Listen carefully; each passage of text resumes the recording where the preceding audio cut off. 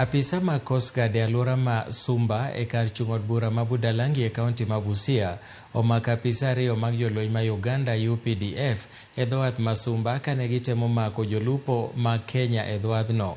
Apisago ma gin Richard Amria kod Michael Musila, duto manie rang'iny mar constable, nomanore gi bunde kido mar AK-47 kendo ne gin gi lep tich kendo noyudo gisemako jolupo ma Kenya e seche ma jolupo mamoko nogo milome ne apisa ma Coast Guard. Okang' ma kamano oyudo puoch kod pak koa kuom jolupo ma Kenya manowacho ni gisebedo ka gikalo e sand e lwet apisa ma jolweny ma Uganda ka moko kuomgi bende nogo odiochieng' manyoro ei nam ma giyudo hinyruok magalagala. Wakatuambia tufuate hii njia.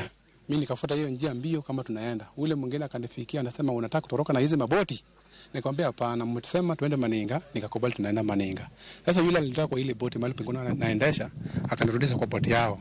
Akaanza kunipiga. Amenipiga slap 2 na bunduki akanichapa naye nyuma ya bunduki mara 3 hapo kwa kifua. Sasa bila alinichapa nikamuuliza, "Sasa wakati unaniua na umesha kutushika, tumekubali tumekosa. Mnatupeleka station haja gani tena uanze kunipiga?" Sasa mimi kwa hali yangu vile naona eri wapelekwe sababu wao pia wanatutesa. Wametumaliza. Mabosi wetu wa hapa Kenya wameisha. Watu wamebaki ya ufakara.